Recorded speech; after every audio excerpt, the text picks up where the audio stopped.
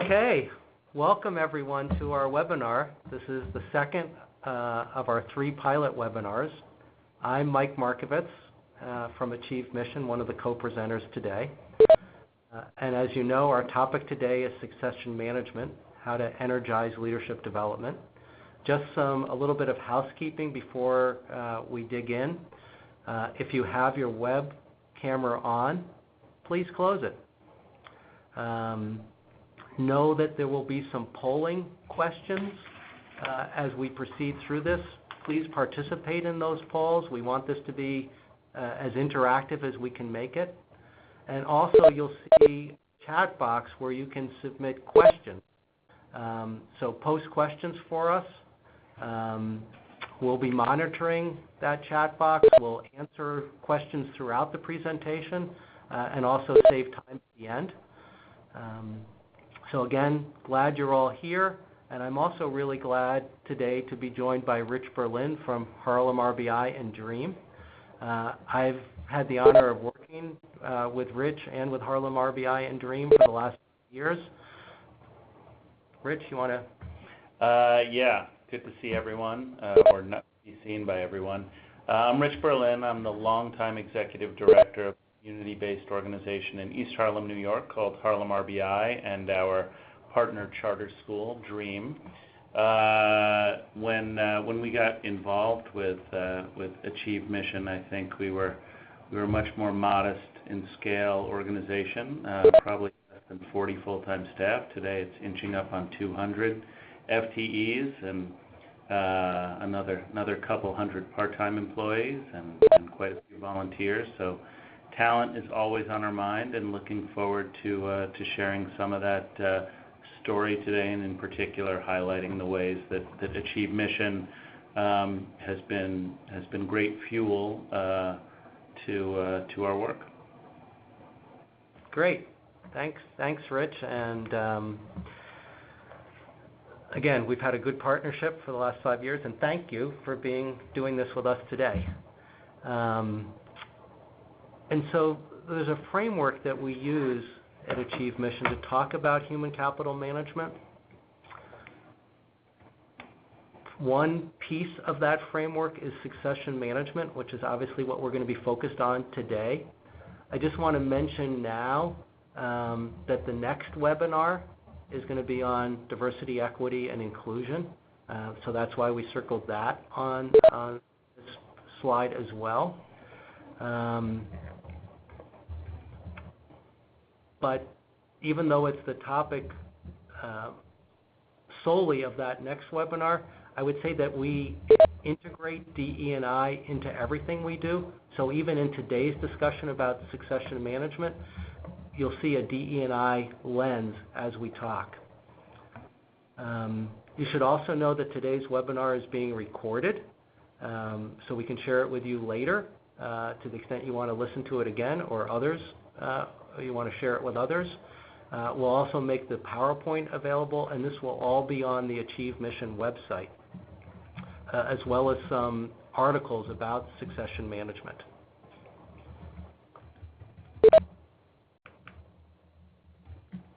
So what are we focused on today? Do you have successors for key roles? Are there people in your organization who could do the key roles that you've identified? Have you identified people inside the organization? Have you also identified potentially people outside the organization? Especially in smaller nonprofits, often you're not going to have an internal pipeline or an internal bench for key roles, so it's important to think outside. And then for those internal people with potential to do bigger jobs, how are you developing them to get them ready to do something more? Okay. And what are you doing to monitor those external people to keep track of them to see whether they will continue to be suitable to join your organization? So these are the questions that we're going to try to answer for you over this webinar. So this kind of question has been asked for centuries. For many years, a long time ago, all across the world, there was a very simple and familiar method for succession management, and that was simply have a son. Okay? And that's how it was done. Thankfully, we've progressed beyond that, and we have methods and tools to help us think much more broadly about how to do succession management than that historical method that was used in the past. So let me just ask all of you, to what extent are you focused on succession management in your own organization? So here's our first poll. So you can go ahead and respond. 5 means you're very strongly focused on it. 1 means it's a weak thing in your organization. So I'm starting to see responses. Let's see some more. No response means you've already checked out of the webinar and are sending email and on your phone. See, going for 29 responses here.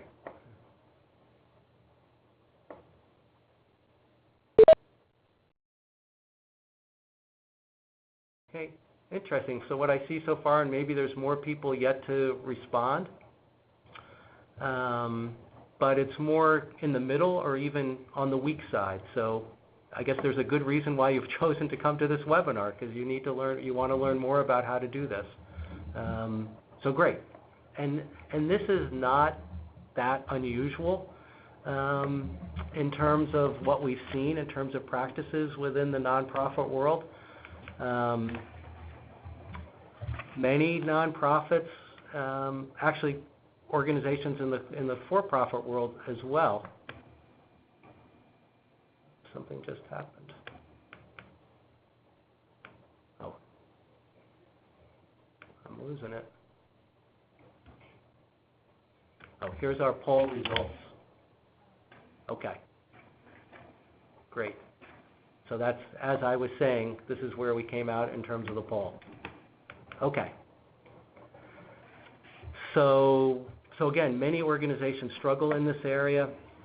For those of you who are weak in terms of succession management, take comfort in the fact that you are in the vast majority of nonprofits relative to this. But what is, so let's do a little bit of definition. What is succession management?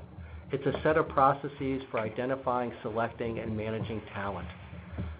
One phrase that we use is bench strength. This is really a sports analogy. Do you have a bench to do key roles in the future? To the extent that you do this, it puts you in a much more proactive position as opposed to reactive. You don't want to just respond when someone has left the organization. That just creates gaps of time and energy for the organization. Done effectively, this becomes a repetitive process that organizations use. And at its best, you're thinking about employees, what their aspirations are. You're thinking about the organization and its needs, and you're matching those two things up together. And I'll add, Mike, I feel like it's always more difficult to do those only when you have to, only when somebody leaves or there's a new job, right? Because that creates time pressure and decision pressure, and right, probably whatever's going on in an individual's life that you know about might even be influencing your thinking, as opposed to, we've already spent significant amount of time sort of objectively evaluating an individual's suitability for a new role, more responsibility, a chance to lead, and maybe even, hope if you're really doing this well, hopefully spend some time developing those capacities too, so you'll have had a chance to see whether your guess that they could do role Z, even though they're only doing role W now, would work. Whereas if you haven't done any thinking about this and you're evaluating internal candidate A versus external candidate B, you might not have the right sort of data about candidate A, and that's a real wasted opportunity. Good point, and it's a good lead-in to talk about what the risks are of not doing succession planning. Yeah. One other definition I want to give, though, also, that people often ask is, what is a key role? Okay? Key roles are really defined by your strategy. They don't have to be the senior management roles, although often there's some high degree of correlation. It's really what are the roles that you can't afford not to have a good player in. Okay? And so whatever those key roles are, they could be individual contributor roles, they could be frontline roles. What are the roles that you want to be thinking about to make sure that you have continuity and strong performance? Okay? And there's these risks, vacancy risk, readiness risk, transition risk, and deployment risk associated with not having done this thinking. And part of, I think, Rich, what you're referring to, and I'm sure you've seen this, is if you haven't done this kind of thinking, jobs can stay open for a long time. What does that do to the organization? Or maybe there was somebody that you could have prepared, but you didn't, and so now you're putting them in the job unprepared. And what harm does that cause? So let me again ask the group a poll question. As we think about these risks, what are the risks that you see in your organization? So again, respond back. What's the kind of risk that you see of not doing a good job of succession planning?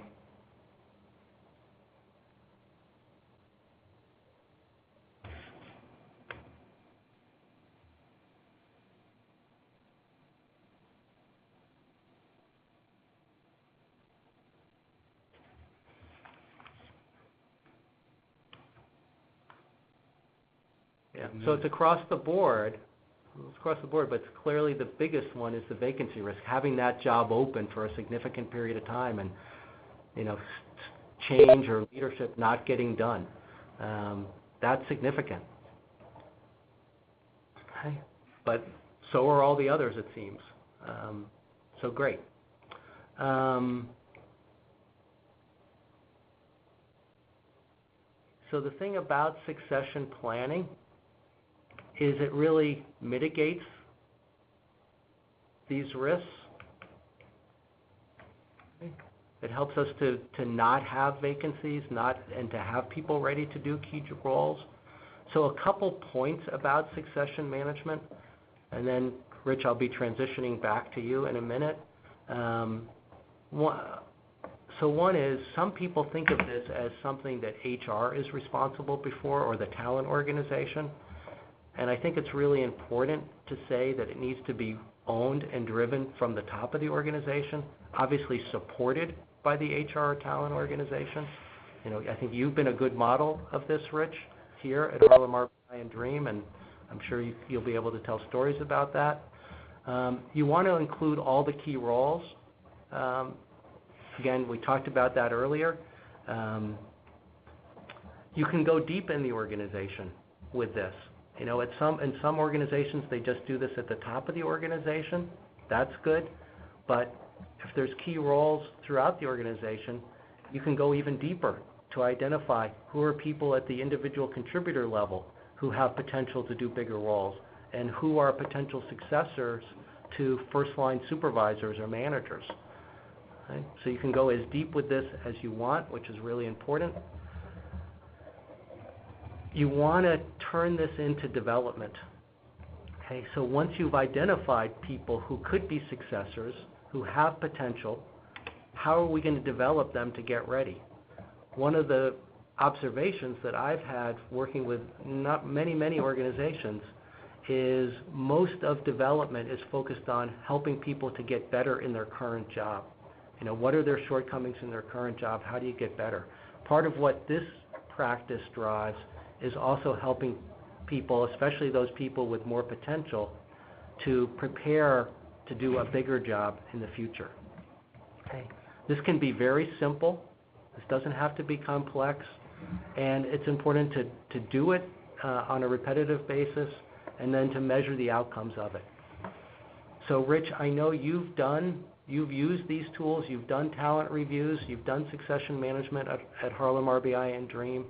Can you just spend a little bit of time talking about, what brought you to it? How did it, what did you do? What have you experienced as the benefits? Yep.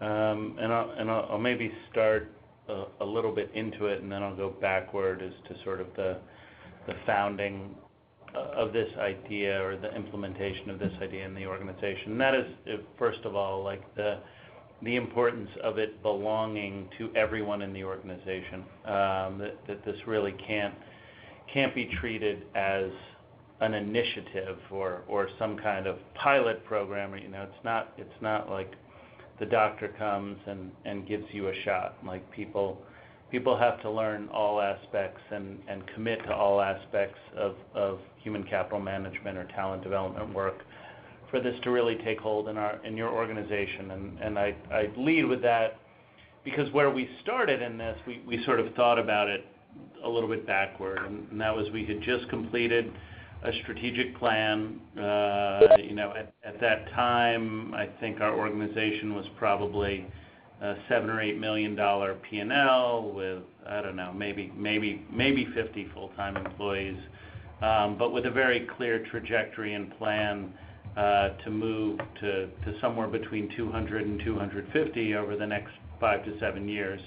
And so it didn't take a brain surgeon to see that you're going to have some growth and focus on people to successfully navigate that. But we just called that, like literally in the strategic plan at the time, we called that, increase human resources, commitment to human resources in the organization. And literally in the organization at that time, we had 1.5 FTEs devoted to HR administration, like people who made sure you got a paycheck and that you were signed up for health insurance and you signed your employee handbook. Certainly none of this highfalutin talent development stuff. So we made the statement in big and bold that this would be a key strategic priority of the organization. And then we came across Achieve Mission, somewhat accidentally, really. I think it was a funder who made the initial connection. I think Achieve Mission at the time was just going into its second cohort of work. You'd worked with 6 organizations the year before. You were going to work with another 6, and so we got into this cohort and had one of the polite way to say it is an aha moment. There's another less polite way to say what was really going on in our heads when we learned about what we were up against. But we sort of quickly learned that we didn't, this wasn't going to be an initiative or a priority. Like we literally needed a strategy for people, a strategy for how we attract people, a strategy how we hire them and onboard them, a strategy how we evaluate them over time and make decisions about whether they stay or go, and for those who would be staying, a strategy and a plan for how we grow them into new roles and to know what those new roles were. And so the next 6 months we spent with Achieve Mission doing just that, essentially a strategic plan within our strategic plan for human capital management. And I would say that it has really become a pillar of the organization, and even in the current strategic plan, one of the pillars of that plan is about sustainability, and the 2 elements of that are money and people. And for everyone who works in a nonprofit on the webinar, money is just like, that's just air. So you don't even, there's no strategy except to go find more. But people, I think, is far more complex, and the good news about it, I think that, like, in many ways, far more in our control, and the results of which drive all sorts of other great outcomes, including more dollars to run great and impactful programs for, in our case, children and families in some pretty tough neighborhoods. So if that makes sense, I'll sort of walk through what this sort of tool is, how we've used it within our organization, and I guess as much tangible as possible about the ways it's changed us, sort of thing. So first and foremost is, right, like the succession management tools are a literal structured process to figure out who we've got, what their skills are, and are they first of all, are they good at the thing they're doing?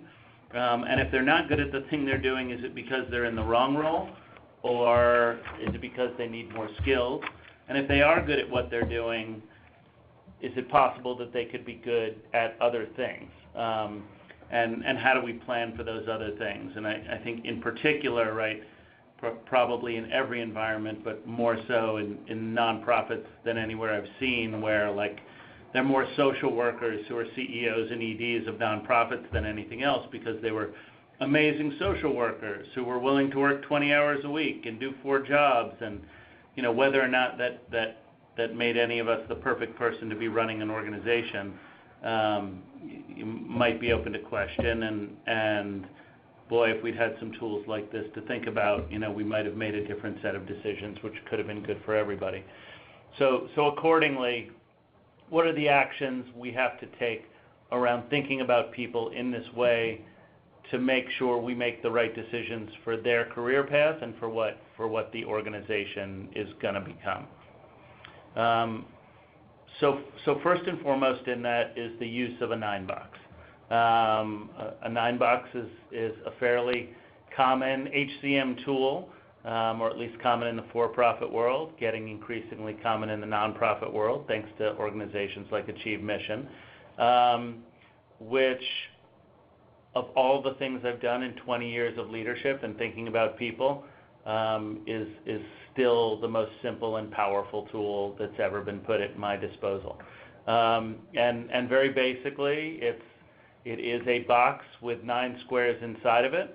If you think of it as an X and a Y axis, the X axis is about an individual's potential. Are they literally low potential or high potential?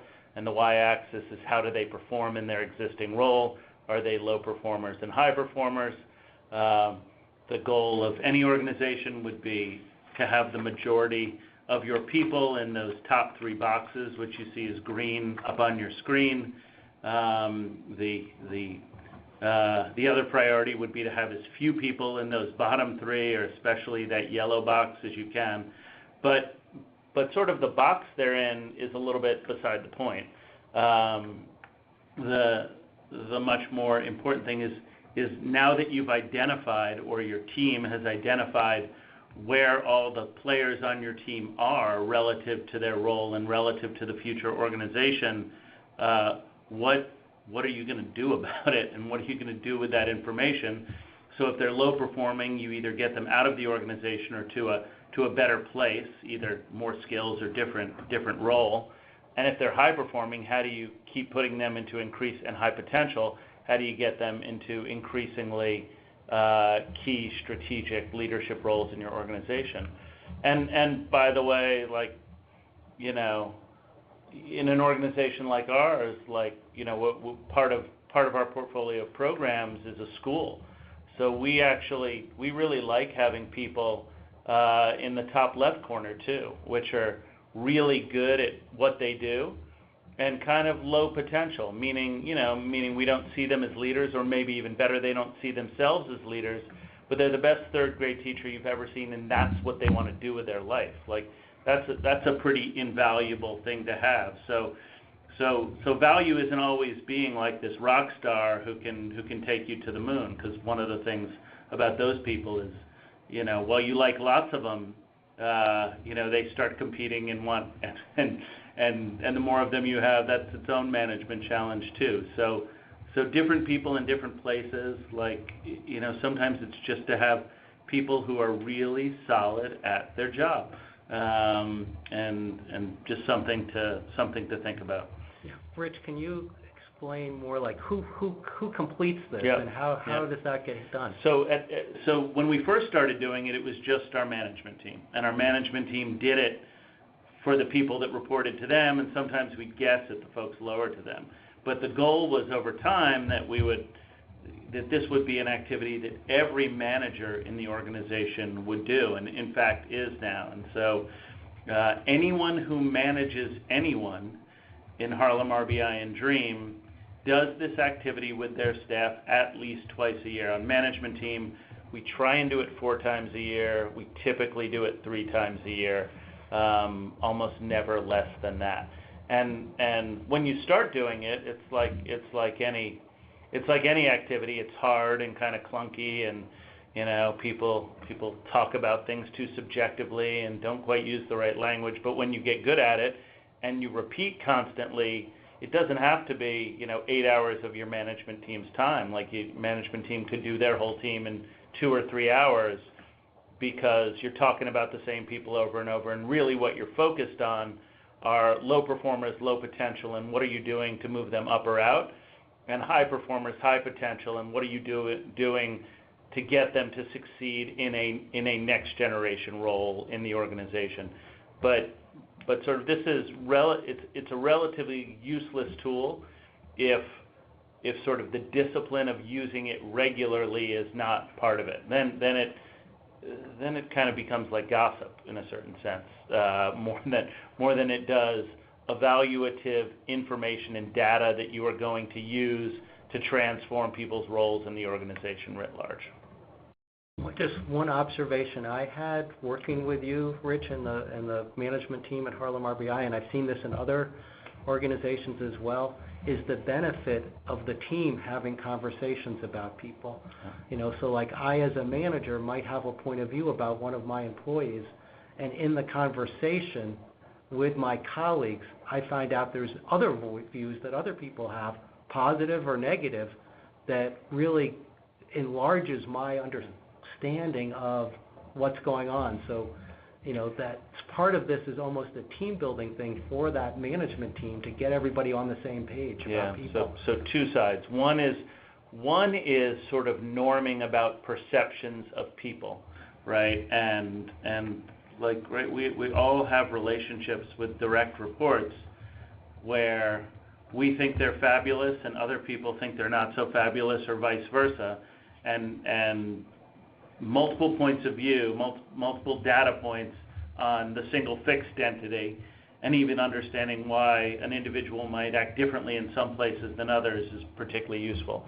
The other piece of that is just alignment writ large. So organizationally, one of the tools we really worked to develop and evolve over the years with Achieve Mission was our staff evaluation, our employee evaluation annual process, which again is also ongoing, but there is a moment in the performance evaluation process, which is a fixed moment in time, when everyone is going to be evaluating all their staff on the same metrics. And not only do you have different perceptions, but there's also just different perceptions about what high performance is. Mm-hmm. And to me, the really powerful alignment tool is, you ask somebody to explain why they say someone is a high performer, and then you get them talking about it and asking them hard questions about it, comparative or just purely objective, abstract, and all of a sudden, they're like, oh, right. So they are always late to meetings, or, they don't actually answer email outside of the work days, or there was that time when I asked them to do this and they didn't get it done quite the way we wanted, or just the opposite, right? Gosh, that's the person that's always going the extra mile. That's the person that came up with this really neat solution that nobody had ever thought of, or that's the person who finally did that thing we always wanted someone to do. And that's useful vis-a-vis the individual, but more importantly, it's useful how the team collectively norms around the concept high performing, high potential. What does it mean to exceed expectations? What does it mean to meet them? What does it mean not to meet them? And are we all using the same scale?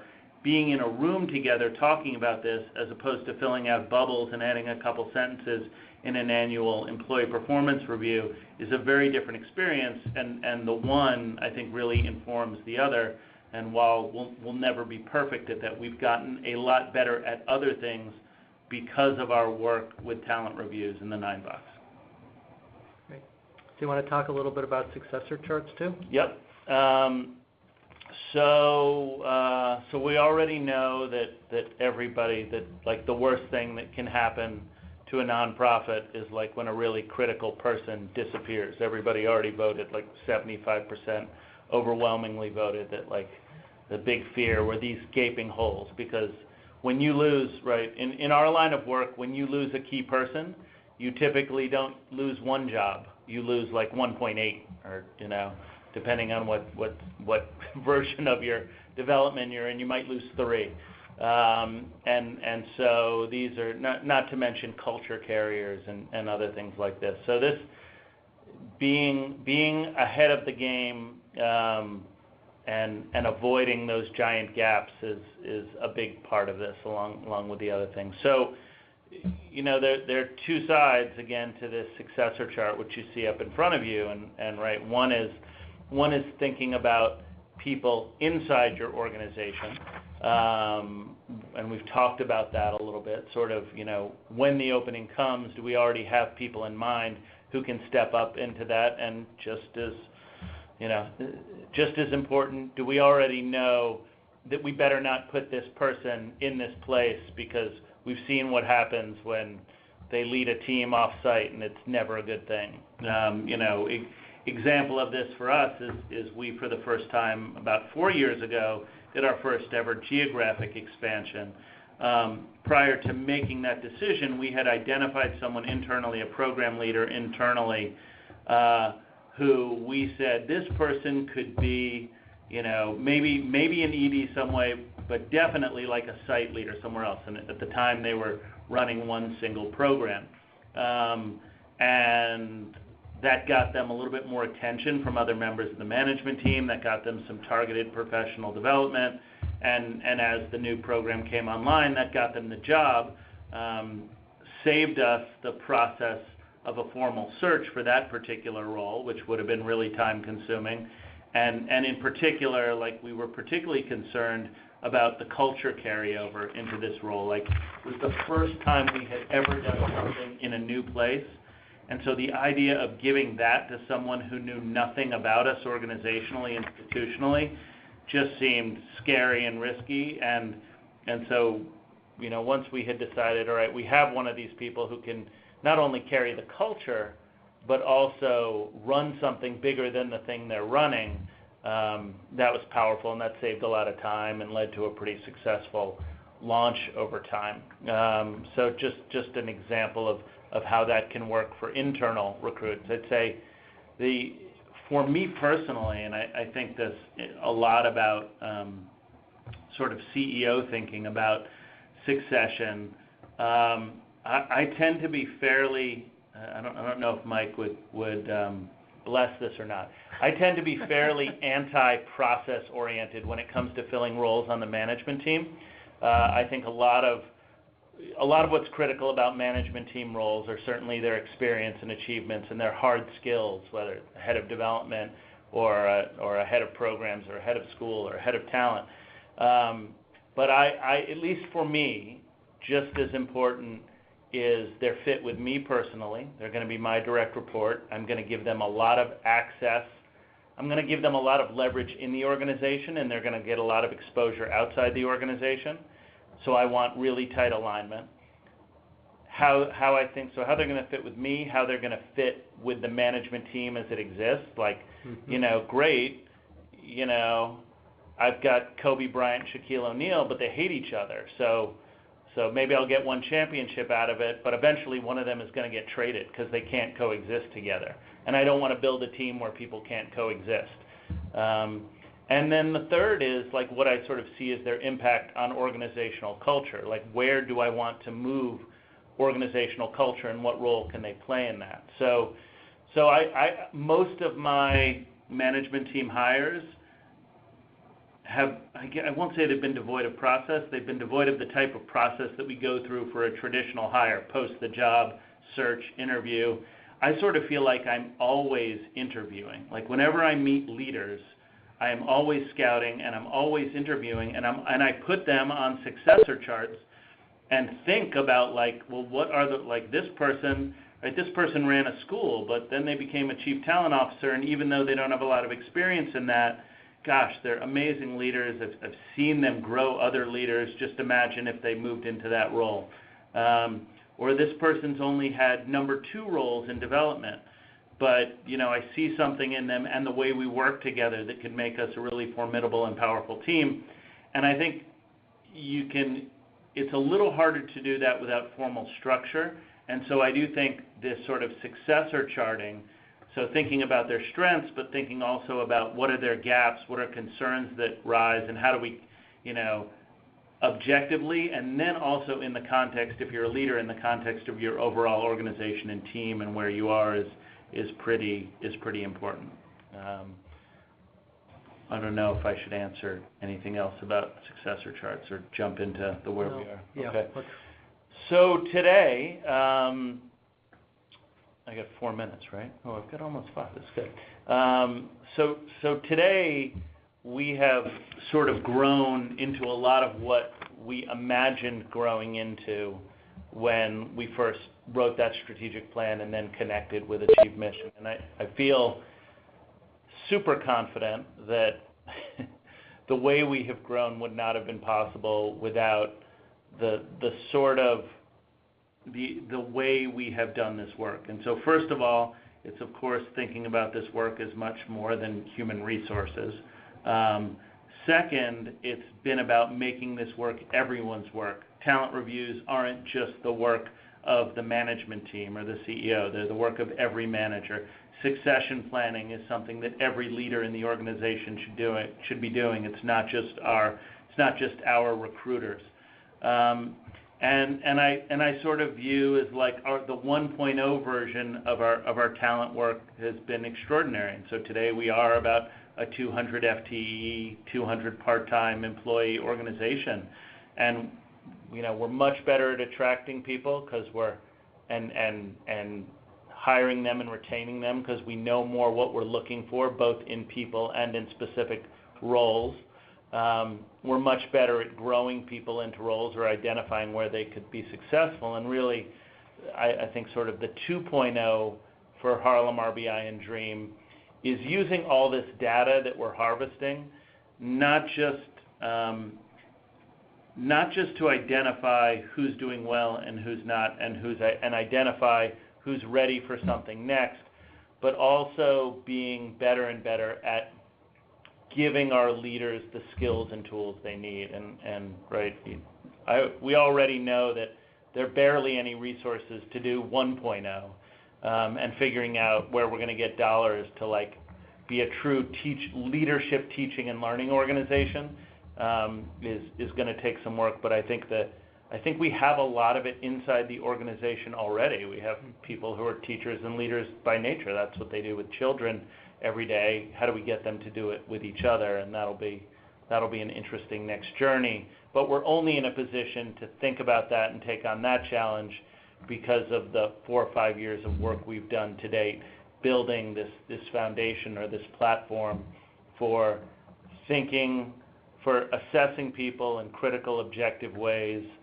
aligning their performance and potential to organizational need, and having processes for moving them through a cycle in which they can have best impact on the organization and grow the most individually too.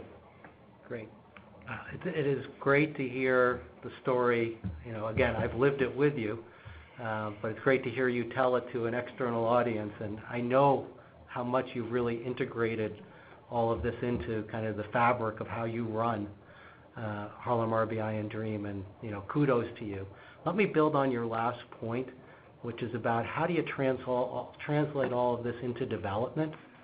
And so what you want to think about as a result of the 9-box, a result of the successor chart, of having done those processes with your management team or other leadership teams in the organization, is you're thinking about, well, who has the potential to do a bigger job? Okay? Once you know that, one of the key questions is, do they aspire to do that bigger job? I mean, just like you were talking about some of the teachers, there might be a social worker or a teacher or whatever who, you'd say, boy, they could be a bigger leader. They could end up being a principal, or they could end up running this program, but they want to stay in the classroom. And so it's important to find that out. Do their aspirations match with our perception of what they can do? Okay? Assuming you've got a match, then where are the gaps? What does that person need to develop? And it's been identified really through the discussions that have happened as part of the talent review, talking through the 9-box, talking through the successor chart. What are the gaps? And then how do I build a plan to address those gaps? And so, a framework that has been very useful is something that was developed by the Center for Creative Leadership. Many of us have historically thought the way that people develop is by going to training. And the key concept here is that is actually not the primary method that people use for development. If each of us thought back to our own life experience and you thought about where did I learn the most? I know when I think about that for myself, it was when I had a new job or when I was given a new responsibility in a job that I already had and I was grown and I had to learn stuff on the job and apply it immediately. That is by far the biggest method. The second is through coaching and mentoring, getting support from people. And then the third and the smallest bucket of this is when you actually get sent to training, whether internal to the organization or external. And so there are examples of, well, how do you learn on the job? You can get exposed to a project. So like maybe I'm someone who, is viewed as high potential, and you see me as being able to do a bigger role, but I've never been responsible for a budget before. And so you're scared to put me in a more senior role where I'm going to have budget authority. Well, one thing you could do is, maybe there's some annual planning activity where you build the budget for the next year.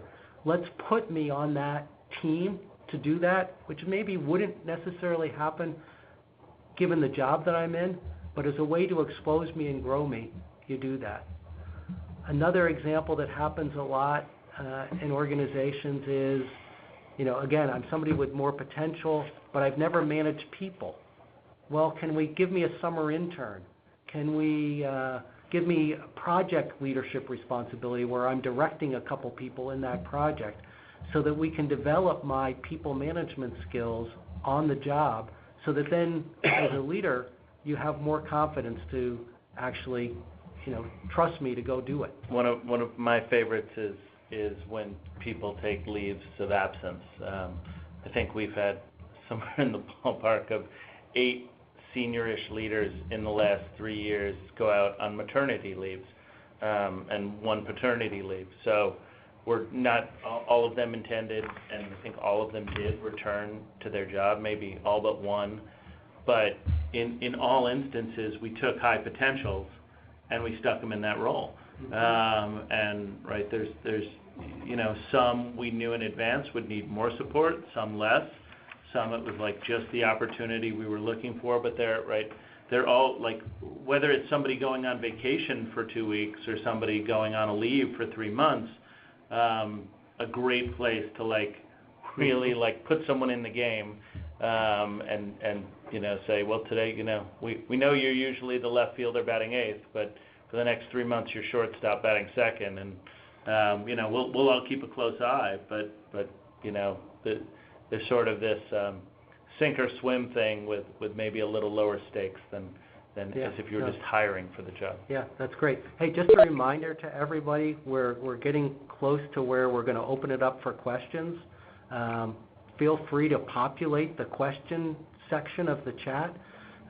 So you can start typing those in if you haven't already, and then we'll answer as many as we have in a couple minutes. So I talked a little bit about the 70%.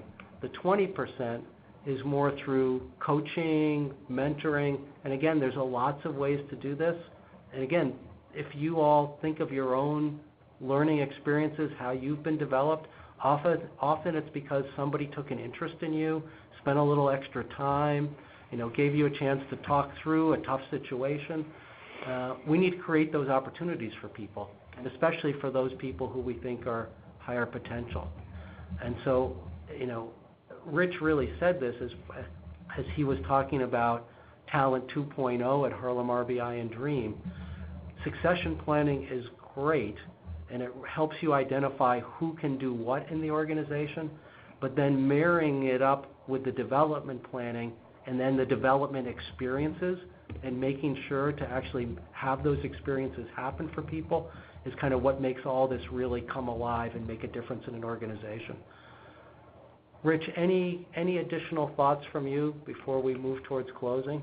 One thought on that, and that is, right, I do think, in a lot of environments, so everybody's already overworked, but I do believe like providing these sorts of like opportunities for a person to stretch and see what they've got in the tank are sort of positive versions of that. Like, right, when you're doing two jobs and one of them is an old job you hate, but you're only doing it because you lost someone, that's not so much fun.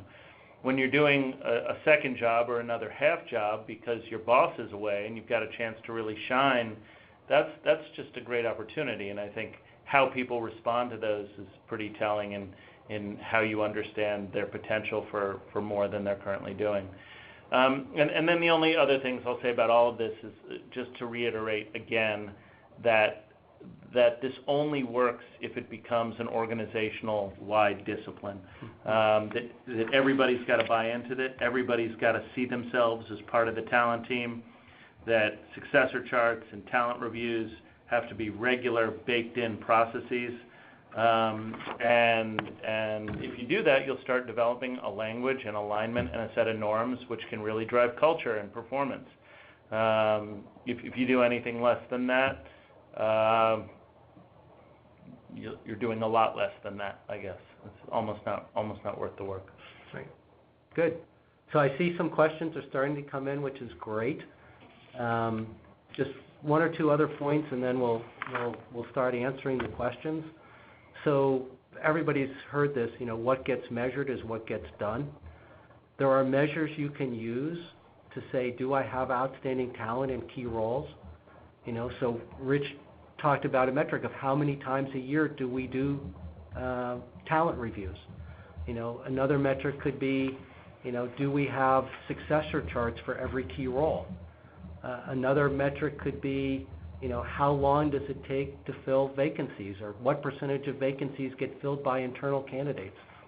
So you don't need 7 of these, but having a couple metrics to keep you on track so that you're paying attention to the right things is great.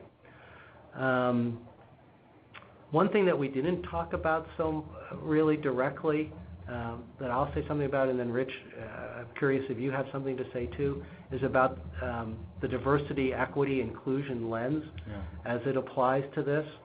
So I remember doing these kinds of 9-box activities, the talent reviews with different organizations, and finding out that there was an imbalance in terms of where people of color were represented in the 9-box. And it actually provided an aha to the organization about, are we doing the right things to develop everybody in the organization? Are there ways that we've, somehow not paid sufficient attention or not done the right things in order to create the opportunities for the people we want to have opportunities for in the organization? So one simple application of thinking about diversity, equity, and inclusion is when you actually do your 9-box, code it by gender, code it by race, code it by whatever is the important diversity or inclusion categories for you, so you can see, is there equal representation or misrepresentation? And then obviously if you have an aha, what do you then do about it? Yeah, all you got to do on your 9-box is highlight in one color whatever the diverse categories you want, and highlight in another color everyone who doesn't fit it. And we've had some rather humbling moments organizationally where been pretty severe imbalances that, the solution to that for us was just a much greater organizational focus on DEI work generally that is not only growing culture inside, but helping us think really hard about how we attract and develop diverse talent. Yeah, one specific example that I'm thinking of, just to make it even more concrete for people, is an organization that saw that they didn't have, who wanted to have more people of color in senior roles in the organization, given who they were serving, the community in which they worked. They didn't see that to the extent they did that they wanted, and so they put in a specific mentoring program for people of color. So using that 20% window that we talked about in terms of development, actually putting in a program, and they wouldn't have thought to do that if they hadn't first done the 9-box to reveal where the misrepresentation was. Another question that people had, how do you get started? What are the pitfalls in managing the first talent meeting? Maybe, Rich, you can say from your experience, and I'll add in. Yeah, we really treated this like a strategic plan just for a piece of the organization. So, a fair amount of time, like building buy-in amongst key stakeholders and participants for this. It was going to eat up a lot of bandwidth that was sort of outside of the regular day-to-day work of people. So a little bit of educating alongside of us of what HCM was, and then I remember the planning meeting we had where we made choices about our HCM priorities, and there were literally 14 things that we had identified as high priority, and it was very clear we weren't going to be able to do all that.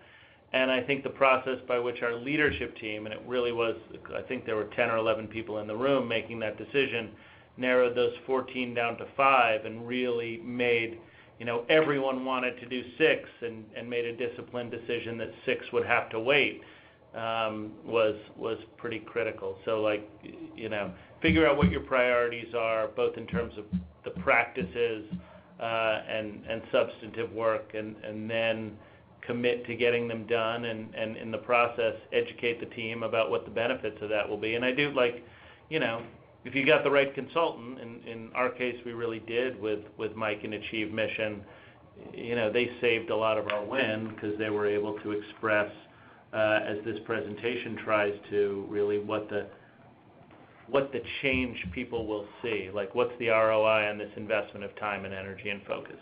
Yeah. And maybe just specifically what I would add around talent review meetings, Rich explained that now at Harlem RBI and Dream, it's done at all management levels.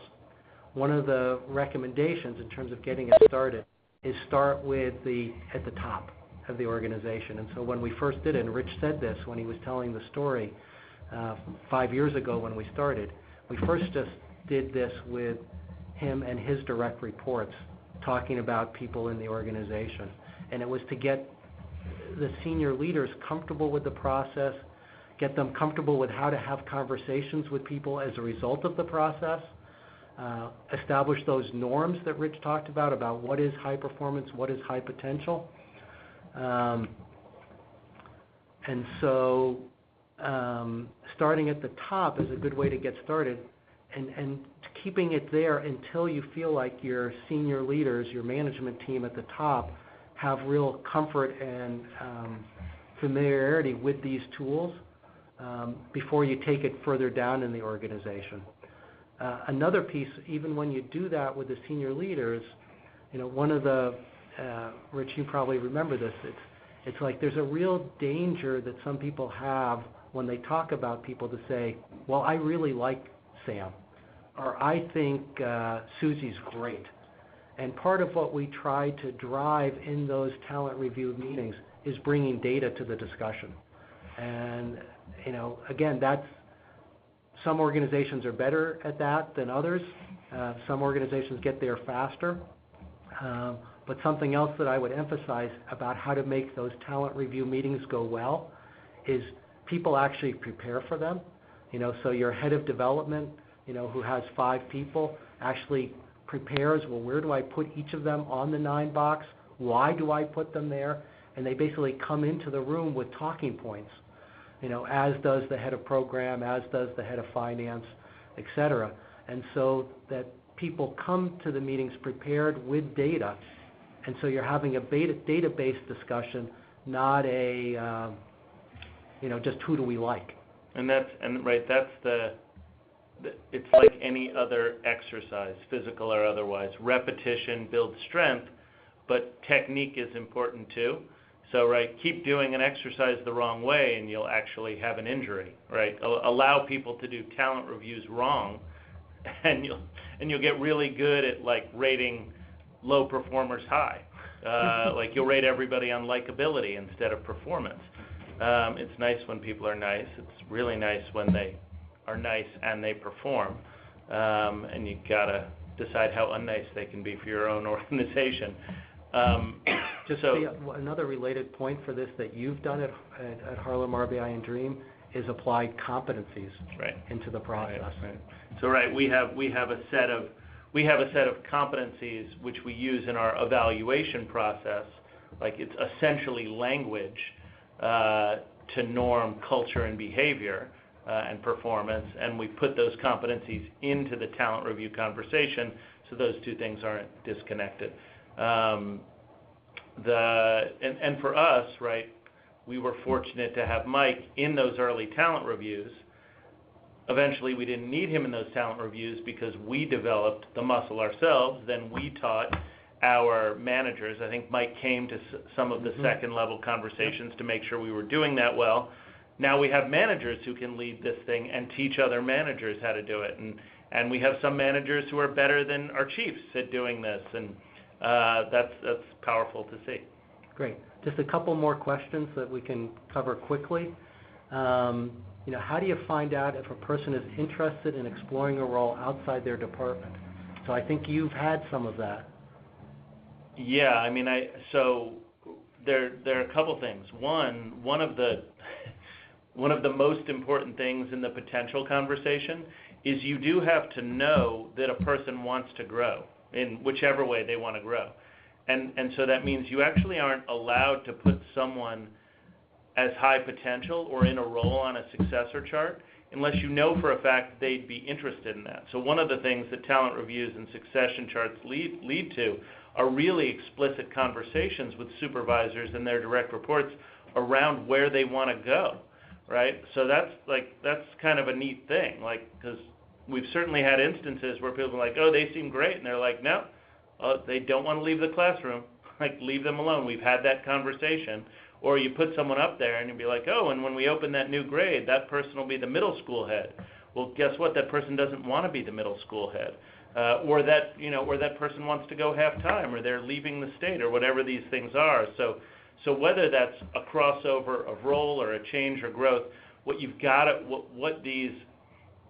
leads to another question that's on the board. These have to lead to really concrete, direct conversations about these things, and whether that's direct feedback on performance flaws or real conversations about, we think you're ready to grow, what do you think? Or you want to grow, but let me tell you why you're not ready to. To me, that's what can speed this process up, as opposed to somebody in middle management in a program who really wants to do development work but is afraid to offend their boss, is whispering in somebody else's ear, and a lot of time and energy wasted when a really direct conversation, can get a person on the right path or off the wrong one. Yeah, just to underline that, using talent reviews, doing 9 boxes, doing succession charts are a great tool, but they are not a substitute for manager-employee discussions. Manager-employee discussions are absolutely critical to making things go well. I know there's more questions, more that we both could say, more questions that you all have. Thank you everyone for participating. I hope this was helpful. You can certainly go online to the Achieve Mission website. You'll see some other materials on succession planning. And then I just wanted to mention again that our next our next webinar What does it take to build a mindset and practice for developing local leaders of color? Okay, what does it take to build a mindset and practice for developing local leaders of color? Will be advertised on the Achieve Mission website. I hope you can join for that one as well. Thank you, Rich. Thank you, everyone. So long. Thanks, everyone.